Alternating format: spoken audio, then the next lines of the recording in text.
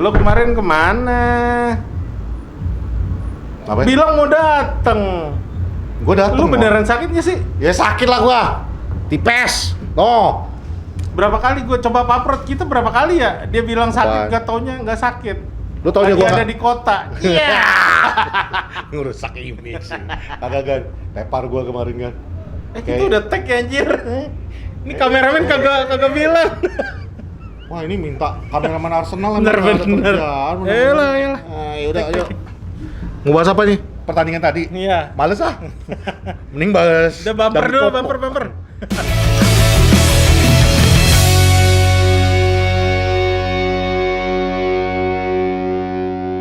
Ini kemenangan kedua ya? Enggak kembali lagi. Belum. Oh, enggak usah. Ini Tahu, menang kalah sama aja. sama aja lu. Palsu lu. Habis baru menang 2 kali kan. Peringkat berapa sih sekarang? Peringkat Kita berapa buka sekarang? dulu dong. Oh iya, oke. Kembali lagi di Porsalang bersama saya Patrick dan dia Raymond Paraeng, Simon Petrus. Salmon, Losman. Apa lagi? Nggak tahu lah, itulah. Banyak banget. Kita peringkat sekarang, 10. Wih, luar biasa. Yeay. Mid table. Paling enggak kita melengkapi Brentford. Yoi, mediocre tim nih. Peringkat 14 lawan peringkat 11, 2-1 bro. Gila. Goks, lo mau komen apa nih Pet? Gua banyak sih yang mau gue komen, tapi katanya lu tadi banyak Wah statistik gila juga kan. sih nih, iya. Tadi di babak pertama kan shoot memang banyakan United tapi Iya. Brentford 1 kali shoot on goal jadi gol. Ya, itu kan udah sebuah kebiasaan MU ya, Ya. menciptakan peluang demi peluang, tapi tidak ada yang menjadi gol. 11 berbanding 2, tapi Yoi. seenggaknya bagus. Ya, Yang perlu disorot tadi babak 1 bapuk lah, males gua Ya. ngelihatnya. Babak kedua itu baru perannya Ten Hag terbukti di situ. Kenapa, Mon? Thomas Frank pakai formasi 4-4-2. dibales pakai Enggak, Oh. 4-2-3-1. Iya. Tapi ketika babak kedua, kita defense-nya pakai 4-4-2. 4-4-2. Mereka justru bingung tadi ngalirin bolanya. Kredit buat Ten Hag. Oke, credit where credit is due kan. 45 detik, 45 menit plus 5, 6, 7 tadi ya? 5 plus 5, cuman Ada tambahan 2 menit. enggak, plus 5 tadi, pas. Iya, plus 5. Nah, ini bukan Bahrain. Oh iya benar. Pas. Bukannya lebih dikit Enggak, ya tadi? 90 plus 5 lebih berapa detik? 1-2 menit. Enggak nyampe. Ya, pokoknya 51 banding 49. Cuman memang kita offside 1. Benar-benar perbaikan sih. Dan Ya. gue suka dari sisi Rashi juga, dia mau naik turun. Ya. Demikian juga dengan Garnacho. Jadi sayap itu betul-betul membantu wingback. Dan hampir nggak ada ya dia bawa bola coba ke depan dengan ngolongin orang Ya, atau ya. tadi ada sekali cuman kan di lapangan tengah Ya. kan. Nah, itu dapat. Ya, perbaikan banget lah di game ini. Cuman babak 1 itu ternyata 4-2-3-1 itu udah di counter sama Thomas Frank. Karena gue lihat tadi sempat Thomas Frank tuh pasang defense 6-3-1. Gila sih itu. Susah cuy itu nebus 6-3-1, tapi ketika 4-4-2 di mana Rashford sama Højlund malah justru jadi false nine-nya, kelabakan mereka karena Bruno sama Garnacho jadi lumayan bebas berkreasi di sektor kiri. Ya. Itu. Dan Sebenarnya akhirnya ketika bola pindah ke kanan, nggak ada yang ngelihat gerakan Garnacho. Jadi Ya. ketika Rashford passing tadi kan blindside banget tuh. Tadi komentator juga sempat mengatakan kan bahwa kedua baik itu Garnacho maupun Rashford dua-duanya on form untuk dalam sisi menyerangnya. Oh iya. Jadi Garnacho pengen main di kiri, sementara Rashford juga nyamannya main di kiri. Ya akhirnya mau nggak mau mereka Ten Hag tadi inverted kan. Iya makanya jadi mau inverted, Ya. jadi bisa dua-duanya. Lu tinggal switch lah. Itu juga akan membuat lawan akan berpikir mau yang mana. Sisi dari Van der Beek tadi kan kelihatan tuh kewalahan banget tiap kali ketemu sama Garnacho. Tapi babak 1 enggak, karena babak pertama ya. Mereka benar-benar United ngejalinin serangan tuh kalau nggak salah tadi 3-1 aja gitu loh. Iya. Nah itu yang agak kelimpungan kan akhirnya Højlund. Cuman perubahan dari Højlund tadi, gerakannya Ruud van Nistelrooy benar-benar ditiru. Yes. Yang balik belakang. Lu sempat ngomong kan, wah Iya. ini movement baru nih Iya, kan. movement baru nih. Dia melakukan itu berulang-ulang dan gak ada yang bisa counter. Tapi itu susah sih sebenarnya emang. kalau kita tadi Pak Prot abis lu ngomong kayak gitu, nah ini mah zaman Andy Cole dengan iya. Dwight York udah sering kayak gini. Dan memang betulnya kayak gitu. Itu juga yang gua tadi ngomong sempat sama beberapa sama temen yang tadi yang di sebelah gua sempat bilang ini yang pernah kita omongin. Temen lu siapa? Aji. Gue takutnya kalau gue bilang Aji nanti United Indonesia Jakarta amalis. Nggak, cuman maksudnya gue tadi sempat ngomong sama dia. Ini yang sebenarnya yang di episode yang kapan kita di Porosolang kan gue juga sempat bilang kan.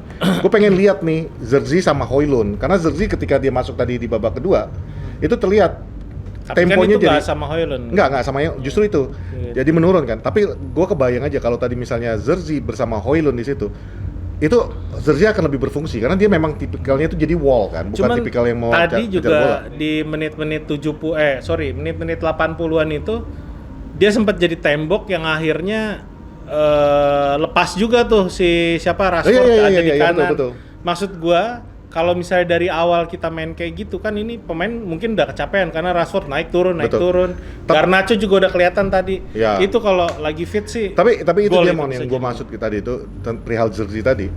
Udah kelihatan nih, udah mulai kelihatan bahwa Zerzi itu bukan tipikal yang kayak Højlund yang bukan tipikal nih Nistelrooy yang ibaratnya goal getter yang akan mengejar bola seperti Højlund. Dia itu lebih akan memberi fasilitas untuk lu menjadi temboknya dia. Lu passing bola ke dia akan tahan dulu dan terbukti tadi bola sesusah apapun dia bisa tahan dulu sebagai tembok. Nah itu gua kebayang kalau misalnya Zerzi dengan Højlund bisa dikombinasikan, itu akan lebih efektif. Mungkin bisa dicoba. Cuman memang yang dikorbankan tuh jadi banyak.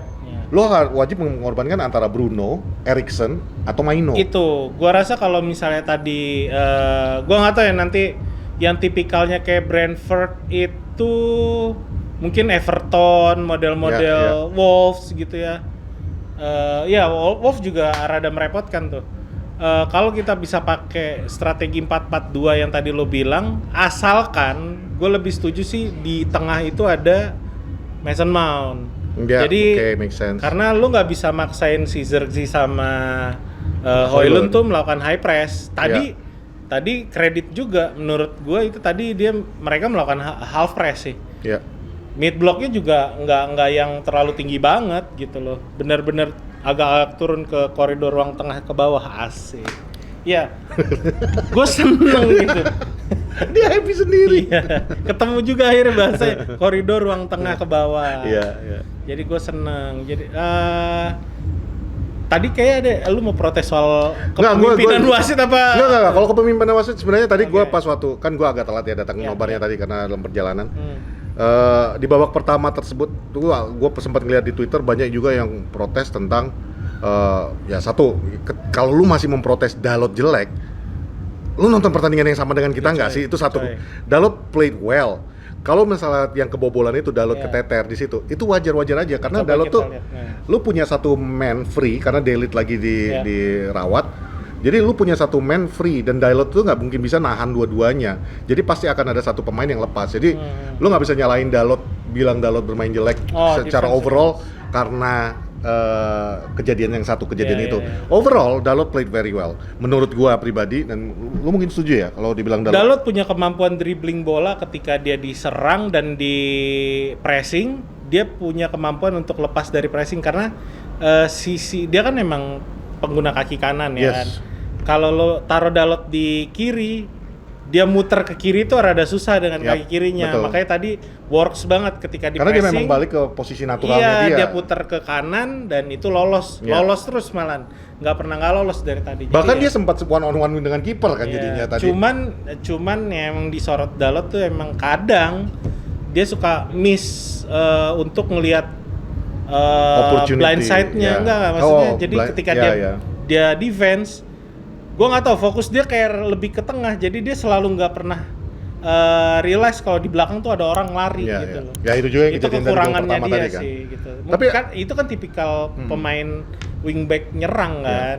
Tapi ya overall kalau menurut gue Dalot dengan kembali di posisinya yang awal di kanan, itu menurut gue it works well for him. Dan plus tadi waktu Mazrui masuk, Dia dimainkan di kiri, which dan works. Ya makanya. Nah menurut gua harusnya dari Ten kemarin. Hag itu dari kemarin lu bikin begitu bro. Botak. Mas Rui di kiri, Dalot di kanan. Itu works. It works man. Jadi Dalot yang memang udah ketahuan nih nggak bisa di kiri setelah 2 pertandingan, lu tahu nggak bisa di kiri, lu tetap paksain. Sementara Mas Rui dan akhirnya lu coba hari ini dan it works. Kita menit ke 87 ke atas itu diserang dari sisi kiri terus. Dan kalau itu Dalot di sana mungkin banyak umpan-umpan crossing bahkan di salah itu. satu counter attack kita di menit-menit terakhir itu justru datang dari intercept dari Mazraoui dan Mas Rawi. di Yang dia passing langsung ke Garnacho, tektokan sama siapa Zirkzee yang Rashford kosong. Makanya it works, makanya Ten Hag ya tadi kita bilang Ten Hag smart dalam arti mengubah formasi pertahanan pas pada babak kedua, tapi juga kita akan kritik dia ketika memang harus dikritik. Cuma poin gua yang tadi di babak pertama sebenarnya bukan masalah Dalotnya. Kebobolan itu kan karena ada missing player yang harus dirawat. Itu yang agak nggak adil sih menurut gua. Nah itu yang tadi harusnya agak ditunggu sedikit lah, paling nggak. Cuman nggak bisa Mon. Itu dia yang gue bilang. Tadi kan ada yang mengatakan bahwa masa official itu gimana tadi sih? Corner cuy. Betul. Corner terus betul. bola Tapi mati rule of the games, ketika udah ada berdarah, lu harus tarik dari pemain itu dari. Betul. Nah makanya balik ke pernyataan gua, itu kita bisa injury time yang babak pertama itu sampai 5 menit lebih. Itu kan juga karena perawatan Delite pada menit ke-10 ketika dia bump dengan knee-nya pemain lawan. Seharusnya di situ lu harus mengambil segala tindakan yang lu perlu ambil tindakan untuk memastikan itu tidak akan berdarah lagi. Ibaratnya kayak ini tau gak lo, kalau mobil F1 masuk pit stop harusnya udah tahu apa yang dilakukan. Nah, ketika yang kedua kalinya pun artinya kan progres yang lu bikin pertama tadi itu it doesn't work, tidak berhasil. Artinya lu nggak bisa lagi pakai Vaseline doang untuk menutupi jahitan tersebut. Diperban untuk memastikan tidak terjadi lagi. Tadi harusnya diperban. Dan yang ketiga kalinya ya wasit yang kedua aja itu wasit sempat nggak ngelihat lama kan. Wasit sempat membiarkan permainan berjalan, baru setelah wasit lihat baru disuruh keluar lagi. Seharusnya di situ udah clear bahwa lu harus perban kepalanya Delite untuk tidak memastikan lagi. Kalau misalnya tadi udah diperban, tidak akan terjadi corner tanpa missing satu pemain. Apakah akan jadi gol atau tidak itu posisi Delite itu. Jadi kalau dibilang officialnya yang salah, makanya gue juga ya balik lagi Ten Hag gue kritis. Lu ngapain marah-marah? It's the rule of the game. Lu jadi manajer di Eropa bukan baru setahun 2 tahun. You know the rule of the game. Ketika berdarah itu harus sudah dikeluarkan. Dan akhirnya apa? Kayak domino tadi kan. Ten Hag kena kartu kuning, Van Nistelrooy kena kartu kuning. It doesn't work kayak Terus gitu. kalau tadi ada yang bilang, itu kan yang jaga Dalot bang, dia yang miss. Ya Dalot mah terpaksa nutupin Delite kan, karena Delite lagi nggak di lokasi. Lo nggak bisa berharap wingback buat head to head, man to man sama pemain tengah yang tinggi kayak tadi itu si siapa Pinnock. Ya, and credit to Brentford, mereka itu they see the opportunity, ada kesempatan jadi they take it. Itu kepintaran Thomas Frank lah. Dan itu juga ya nggak bisa kita bilang ya kalau misalnya lu mau kayak istilah Koci bilang kardus ya, lu bisa salah, wah curang nih orang lagi 10. It doesn't work like that bro, kan gitu. Itu benar-benar set piece, karena kalau lo lihat lagi tadi proses golnya si Brentford, itu di bagian depan yang harusnya diisi Delite itu dikosongin. Ya itu menurut gua udah set piece. Jadi ketika Dalot dia lagi jaga Pinnock, dia di blocking, kosong itu ruangan kan, lo nggak bisa berharap ya nggak ada orang beneran, nggak ada back tengah di situ. Justru yang gua agak sayangkan di babak pertama adalah Højlund yang dia kayak masih kecarian bola, ingin kayak yang waktu corner bola ditangkap sama kiper tapi ya itu yang gue bilang tadi, karena babak pertama tuh Thomas Frank berhasil bikin aliran bola United tuh mati dari tengah. Dia main tadi 6-3-1 bertahan. Nah, ketika dirubah jadi nyerang yang 4-4-2 which is di tengah tuh jadi ada 4-4-2, 4-4-2, 2-3-1. Jadi berantakan mereka karena ya kepintarannya Ten Hag mungkin ya, karena Bruno sama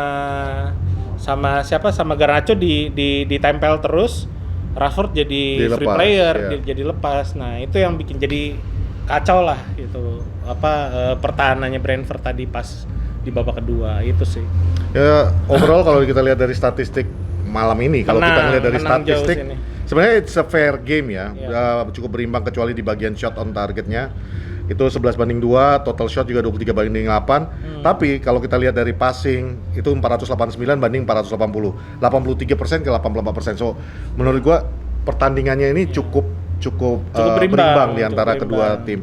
Ya, the advantage yang kita miliki pada malam ini Manchester United miliki adalah ya itu kecepatan dari sisi sayap-sayapnya Manchester United dan banyaknya total shots gitu. Makanya tadi kan gue sempet bilang kan, ini banyakin aja shots kayak begini nih juga pasti kipernya bingung, pemain juga acak-acakan. Nah iya, yang itu nggak banyak dilakukan di bawah penonton. Kita kan sempat ngomongin kan di episode yang terakhir gue sebelum Raka kan gue bilang, ini sekarang Manchester United ini mainnya udah terlalu ketahuan. Lu pasti masuk dari samping, masuk ke tengah. Ini tadi lu lihat Casemiro ngambil kesempatan, Dalot tiba-tiba udah masuk, Dele tiba-tiba bisa di sayap kanan untuk ngumpan ke tengah. Garnacho yang awalnya gua agak ini anak maruk amat sih, tapi akhirnya gua lihat kayaknya memang disengaja sama Ten Hag untuk ya udah lu ambil aja kesempatannya itu, dan akhirnya dari sisi Rashford juga melakukan hal yang sama kan, dan menurutku memang harus kayak gitu. Jadi kiper juga dan pemain lawan untuk ketika bertahan juga jadi udah nggak ketahuan, lu nggak kebaca. Ini bisa jadi di tengah, bisa jadi dari samping. Lu bener-bener harus fokus ke all 3 players yang ada di depan itu. 4-5 pemain yang di depan. Sama perlu juga disorot komposisi back kita sekarang dengan ada Johnny Evans main kayak dia waktu zaman Ferguson itu works banget, gila sih itu orang tua tapi sebenarnya gila sih. Sangat ironik ya. Kita belanja back mahal-mahal, justru andalan sekarang. Tapi sekarang kepake semua, yang nggak kepake kan justru Yoro nggak kepake kan? Iya karena lagi masih sakit. Harry Maguire kurang, nggak juga sih dia ketika main juga bagus. Intinya sekarang back kita semua kepake, tinggal mana ya jangan sampai nanti Casemiro yang jadi back kan itu. Gua tadi sempat ngomong sama Haji yang ngomongin pertahanan kita gini. Gue bilang pertahanan kita justru nggak ada masalah, Ji. Ji, lu ngerti apa sih, Ji? Nggak, dia kan ngasih pendapat. Dia bagus dia kadang-kadang. Dia kasih opini. Nggak, menurut gue bertahan kita memang nggak ada masalah. Justru masalah kita sekarang ini di depan kita. Di depan sulit untuk cetak gol. Kalau dibilang kreativitas Bruno nggak ada, nah bagi yang nggak suka sama Bruno tuh, tadi Bruno loh itu yang tiba-tiba dummy pass ke depan ya kan. Kilcoy, Højlund. Itu gol mahal itu. Yoi. Itu bakal jadi highlight itu. Cuman ya itu kreativitas kita itu memang terbatas di beberapa pertandingan. Ini kita nambah 2 gol, artinya kita total musim ini 7. Baru 7 gol yang kita ciptakan dari total 8 pertandingan. Ini gue udah lihat di 2-3 hari belakangan udah mulai muncul. Oh by the way, kalau ada yang protes nggak 7 dong bang, yang 7 lawan di Carling gue nggak hitung ya. 2-3 hari belakangan udah mulai muncul, dan dari berita-berita yang bisa bahasanya divalidkan apalah. Pokoknya kadang bener gitu loh. Jadi United sekarang lagi berburu striker. Mungkin karena memang tugasnya Zirkzee bukan poacher ya kan. Betul. Kalau Højlund main kayak gitu, kita dapat striker. Tapi satu ini. Jadi kelihatan yang udah beredar sekarang, Anthony kemungkinan Januari itu dilepas. Akan nyari satu striker. Gua nggak tahu deh. Yang udah kencang banget sih Benjamin Sesko ya. Ya mudah-mudahan siap pun Benjamin Sesko. Kenapa dia Benjamin Sesko. Ada satu lagi gue lupa, striker RB Salzburg. Nah mudah-mudahan kalau memang nanti terjadi transfer itu, ya itu pastinya nambah daya serang United. Lebih jadi banyak pilihan di depan. Itu sih. Kalau gue bilang sih memang kebutuhan kita itu di lini depan.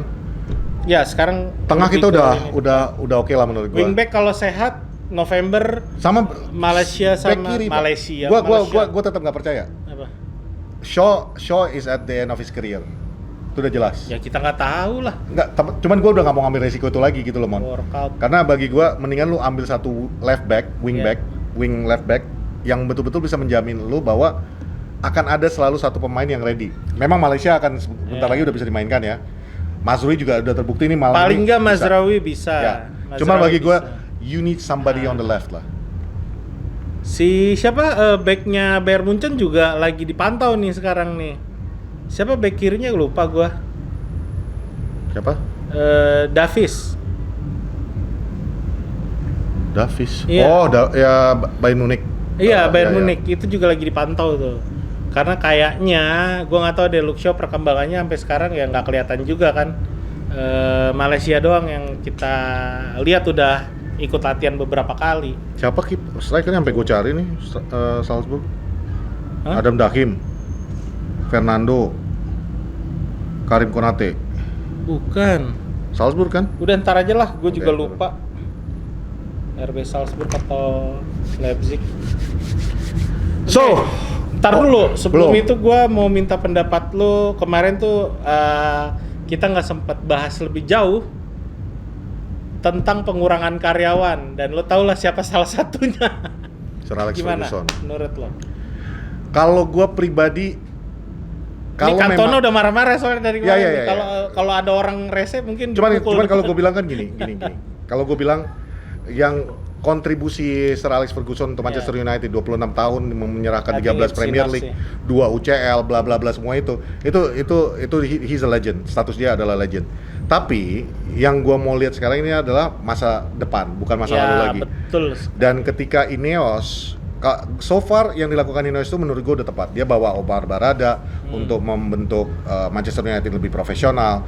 Dia bawa perangkat-perangkat yang mendukung Omar Barada, termasuk di dalamnya itu Dan Ashworth. Dia masuk satu lagi yang dia direktur of operasionalnya. Ya, jadi menurut gua apa yang dilakukan Ineos dalam pembentukan sepak bola ini udah benar. Dan kalau misalnya lu mau mengurangi ambasador, karena ambasador MU ini banyak banget ya.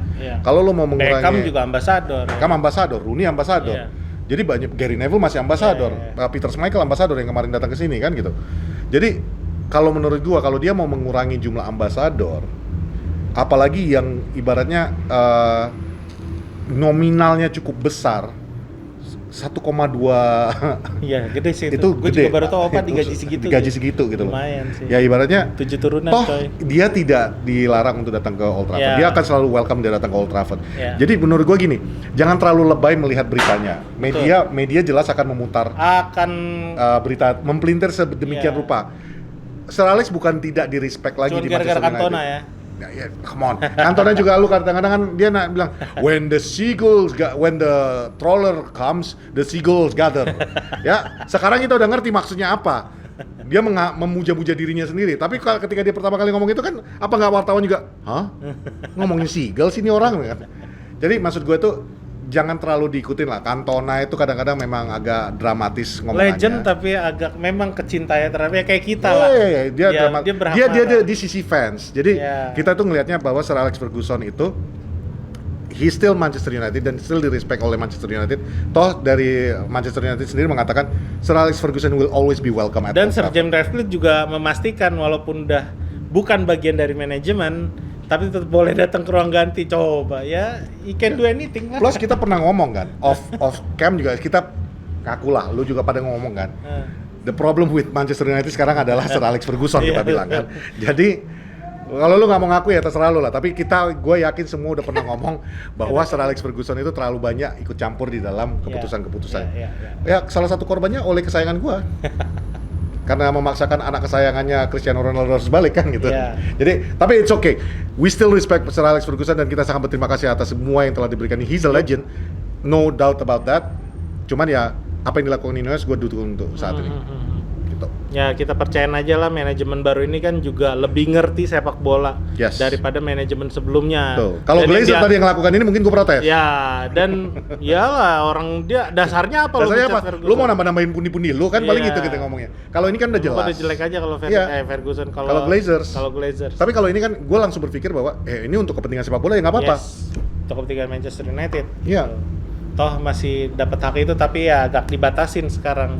Sir Alex masuk ke ruang ganti di halftime. Sama aja bohong dong kan kalau halftime. Tapi ya itulah. Tapi gue mau tanya sebelum kita tutup, overall di tonight's game menurut lo? Bagus, but net that bagus, ngerti nggak lo? Ya, gue ngerti. Masih banyak belum banyak bolong, yang belum puas gitu rasanya. Tadi menurut gue itu kecerdasan Ten Hag aja sih, dia bisa ngelihat, oh 6-3-1, ya kalau gue isi tengahnya lebih rame, lu nggak makain lah. Lu mungkin lah akan kebingungan. Kan lu bener semua. Dibikin 4-4-2, defense-nya begitu nyerang bareng. Artinya gini, Mon. Bingung mereka. Ibaratnya kalau di perang-perang ya, kapalnya tuh dikumpulin semua di belakang 6-3-1 coy. Iya kan, Iya. kapal perangnya tuh ditumpukin di situ. Di tengah itu cuma kapal serang aja. Iya. Oh, lu mau kayak gitu? Ya udah gua kurung lu di dalam sekalian kan gitu. Bagus sih. Nah, tapi apakah kita akan begitu terus, apalagi kalau misalnya Enggak lah. lawan tim-tim gede? Gue ngomong tim gede sekali lagi. Kalau kita ketemu modelan kayak Chelsea, kita bikin 4-4-2 gitu, serangan balik, kelar.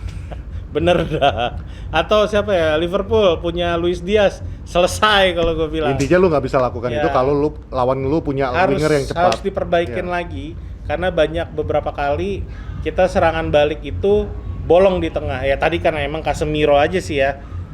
Gitu. Tapi overall it's a good game It's lah a good menurut gua. game. It's a good game dan minimal Erik ten Hag sekarang udah membaca pelawan dan dia mau beradaptasi, nggak terlalu keras kepalanya lagi. Betul. Itu aja Itu sih. sih. Oke. Udah Apa malam. lagi? Masih ada lagi? Oh, kebetulan kita masih ada di Treehouse Yap. di Kemang, habis nobar Langsung take. dengan ribuan orang. Itu banyak tuh. Banyak Masih tuh. lagi party Masih di dalam. cedung, Gila. cedung. Begitu pertandingan selesai gua lagi di toilet tadi tiba-tiba gua kayak apa nih? Tenteret. Lah, kok Rada lagu telat Glory ya. Glory Man United gua pikir. Rada telat ya.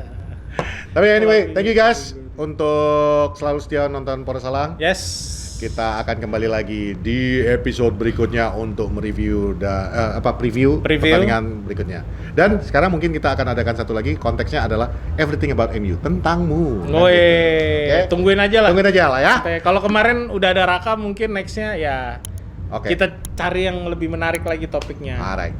Oke, gua Patrick. Dan gue Simon Petrus. Ini Pora Salang.